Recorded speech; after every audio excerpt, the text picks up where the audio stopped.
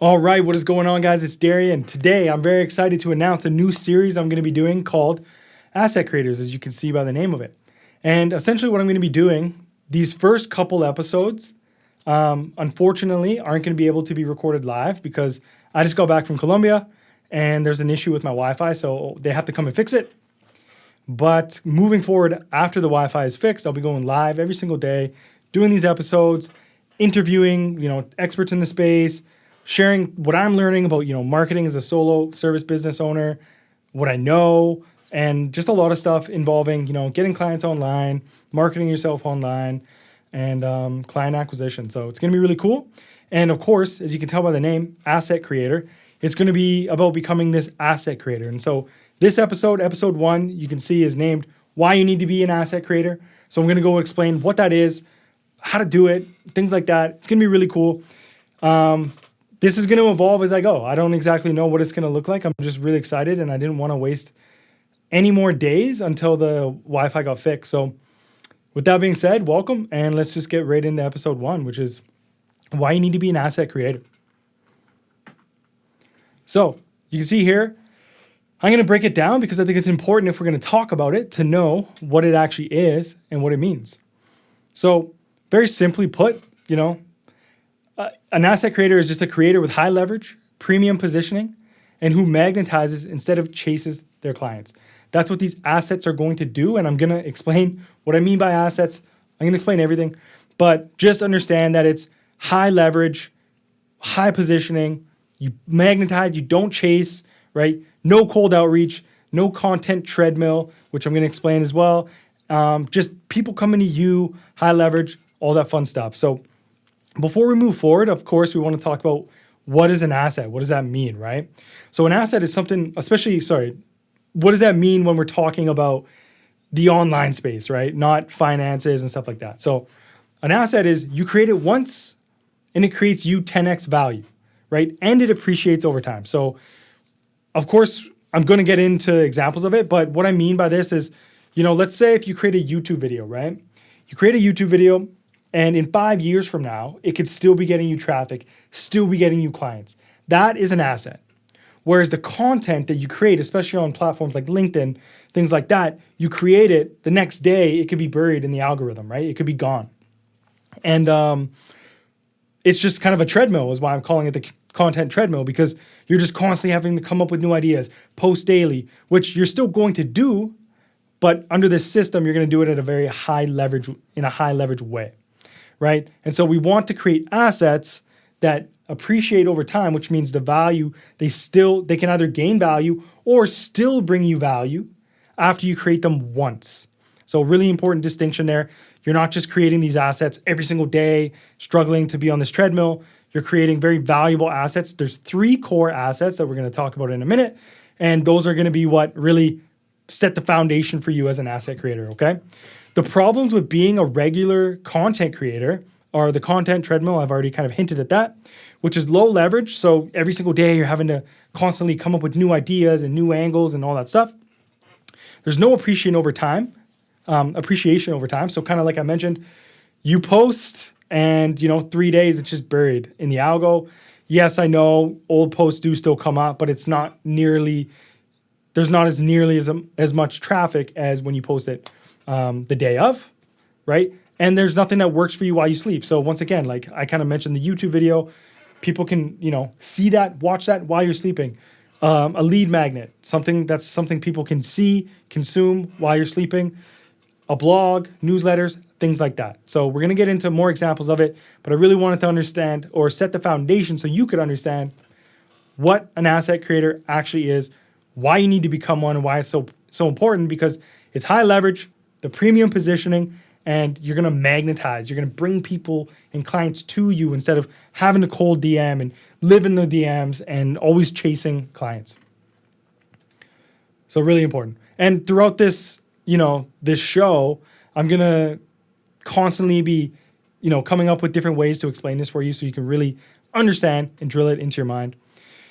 But now we're going to talk about the Asset Trinity, which is my core framework that I teach, that I've been using for myself over the last couple of years. I teach my clients. And this is really going to help you transition into being an asset creator over a content creator and get off that content treadmill, get away from constantly chasing and cold outreach and all of these things that, suck. So it's called the Asset Trinity. So it's my core framework, and this is how to create high leverage, premium positioning, and magnetize clients. So here's a picture of it. I can go full screen here. And this is what it looks like. And essentially you can see on the bottom left there's the anchor asset. So these are the 3 core assets that you need to create for your solo business that are going to help you reach that premium positioning and everything that I keep talking about. So the anchor asset, okay, this is going to be your long form weekly content. So this is going to be a long form piece of content that you create once a week. And then this is going to get repurposed into your micro content throughout the week. So your LinkedIn posts and things like that. Then you can see on the right, you have the value asset. This is going to be something that, creates value. And this can either be a low ticket product or a lead magnet that's free. And then the final one at the top of the pyramid or the triangle there, you can see is the owned asset. And this is essentially where we want to get every single person, every single lead, every single prospect, whatever word you want to use, we want to get them there. Because this is where you own, this is a place that you own, an environment where you control, okay, and you cannot lose it. So think about an email list or a community, things like that, all right? So we can get a little more into it here. So the anchor asset, weekly long form asset that appreciates over time. Once again, very important part of the asset versus just creating content, okay? And it gets repurposed into weekly micro content. So for me, for example, I take my long form newsletter that I write every single week, and then I chunk that down into all of my LinkedIn content for the week. So for example, when I write a newsletter, right, there's stories in there, there's objections that I handle, things like that. I'll take those from the main topic of the newsletter, and then that gets repurposed into my content throughout the week. So examples of this again would be newsletter, a blog. For example, you can go to my website right now and you can go read my content from my blog that I was writing 3 years ago in 2023. And that's an example of an asset, because if somebody just finds me and then they see my website and they can consume my long form content for hours, right? Like that is an asset. It's working for me. YouTube videos we already talked about. So that's the anchor asset. The value asset, so free or low ticket asset that acts as a bridge to your owned asset while building trust and relationships. Really important here. I should probably have bolded those. They're that important. So many people, as you know, if you're watching this video, if you're on LinkedIn, how many times are you getting pitched a day, right? So many people are connecting and pitching. They're rushing the sale, all of these things.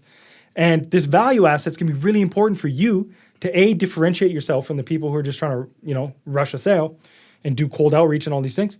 But 2, it's going to create a lot of trust and relationships with, your prospects and your leads. So this would be a lead magnet, an email course, etc. So just something that you can give and lead with that's valuable and people can consume it. And then now they can get into the final one, which is your owned asset. And this is where you own the environment and the media. So once again, email list, community, things like that. And now you're not a slave to the algo anymore, okay, or a platform. So tomorrow, I have 13,000 followers as of this recording on LinkedIn. If LinkedIn decides to get rid of my account tomorrow, I lose all that. But my email list, of course, I cannot lose that. My community, I cannot lose that. So that's why it's so important to drive everything to your owned asset. So the anchor asset is just to get all the traffic and then in a high leverage way, right? Because we talk about leverage here. Really important that you're just creating one piece and easily repurposing that instead of having to come up with like a bunch of different new stories and ideas for your content every single day throughout the week. You just write one long piece, boom, repurpose that. All that at the end of those, you're going to plug, and CTA, have a call to action to your value asset, and then eventually get everybody into your owned asset where you can build those relationships, trust, and eventually, hopefully, ascend them into a paying client. So this is the Asset Trinity. This is the core framework that I've been using. This helped me hit my first 6-figure year back in 2024. This has helped all my clients. I teach all my clients this, from going from like 0 clients to fully booked, depending on what your service offer is. And it just works because it skips the whole content treadmill of constantly just trying to come up with new content. And secondly, it skips the the poor positioning of doing cold outreach, chasing clients, and these assets work for you and they bring people to you. So it's really, really important. So that's a pretty, broad overview of the Asset Trinity. And here's how I discovered it. So essentially, when I first got in the online space, of course, we've all been there. You're trying to figure out how to get clients, right? So I was pitching in the DMs. I was asking for follows in my content. So I had no assets, no value asset, no lead magnet, no nothing. And so I was just connecting with people, trying to get them on a call or whatever I was doing at the time, and just asking people to follow me for more instead of getting them off LinkedIn into, my owned media. And then eventually I kind of figured out that I needed to start writing a newsletter because I had heard about how important, of course, an email list is, and I thought that would probably be a good way to do it. So then I started writing a newsletter, and then once I started doing that, I realized, holy crap, this is taking me a while to write this. Why not use a lot of this for my content? And there's a couple big benefits of doing that, which I've kind of mentioned here, right? Of course, you're saving a lot of time, getting off that content treadmill that I keep talking about. But also, you got to double down on your ideas, because if I go deep in a newsletter every single week on a big topic, right? Well, all the repurposing I do from that is still going to be hammering home the big topic. And so I'm actually doubling down and going deeper on these topics, and people are starting to understand, my worldview on it and my perspective on it. And so that's really, really good just for repeating your core messages. Very important. And then, so once I started doing that, I was like, okay, it's time. I need to create a lead magnet. I didn't know what to do. I'm pretty sure I saw somebody on LinkedIn had a challenge, like a 3-day challenge or a 5-day challenge or something. I'm like, okay, that's pretty cool. What can I do to create a challenge for free to grow my email list? That's something that I'm good at. And so at the time, because I came in the online space 4.5 years ago as a copywriter. And so I was like, okay, I know how to write content. I know how to write pretty well. So let me do that. And so I created a 3-day writing challenge. Boom. That one value asset built me my first 1,000 email subs. Just the one asset, right? And then I started plugging that underneath all of my weekly content that I was repurposing from the newsletter. And then before I got to the 1,000, it took me about a year or so to get that first 1,000 subs from that value asset. But I launched my cohort. I think there was 200 subs at the time. And I was feeling bold, and I just went for it. And I ended up making $1,000 when I launched that cohort. And this is when I realized the power of an owned asset, because I did not announce the cohort on any social media at all. I only had LinkedIn, but I did not announce it, just to my list of 200 people. It was $500. 2 people signed up. Boom. I made my first $1,000 from my email list. And then that's when I was convinced this is the way, because this is not just, let's get people on our email list, right? We're still creating those value assets, which could be free, but also could be low ticket products. And then we're also repurposing, and we're having that anchor asset that's also doing us a lot of value over time, because I took all those newsletters and published them on a blog on my website. And so that's how I discovered this, just kind of trial and error, making mistakes, doing the cold pitching. This cohort really opened my eyes to, holy crap, I need to get people to somewhere that I own. And then I turned that whole thing into this framework, and one step at a time. I put this in parentheses here because this is actually really important to understand. You might be watching this video and being like, holy crap, like I don't have any of those, or I might have only one of those, and I have to write a newsletter and all these things. It might seem overwhelming, but realistically, I just built this out one at a time. So I just started with my newsletter and realized, hey, I can take this and chunk it down. And then I created this. And so it's one at a time. You don't feel like you have to just make this all tomorrow. Always start with that anchor asset though, of course, because what you'll notice here is this is what's going to drive all the traffic to this.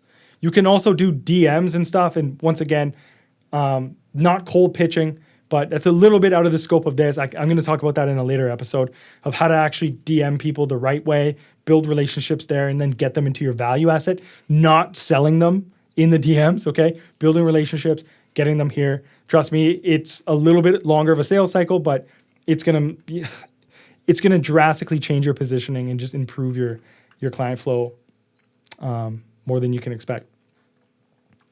And so that's how I figured this out, just through trial and error, discovered it. And here's one of my clients, Rocky, who came through that cohort where I was kind of teaching her this basic funnel. And Rocky applied everything I taught her, creating these value assets, writing a newsletter, writing emails, writing content that's targeted, all that kind of stuff. And you can see that Rocky 9.9x'd her coaching income in 10 months. Literally just from this Trinity that I just taught you, okay? You could pause the video here and read this. I'm not going to read it all out loud for you. But serious results that she got from this, just implementing this basic Trinity into her business, into her coaching business. So that's it. That's episode 1. Wanted to keep this one real short and real based off like the name. You can see it's called Asset Creators, the series. So of course, episode 1 is going to be talking about what that is. So hopefully you got some value out of this, and I'm really excited to get this going. Really excited to see where this goes and start doing it live, and just playing around and seeing what this evolves and grows into. So yeah, thanks so much for being here, and I'll see you in episode 2.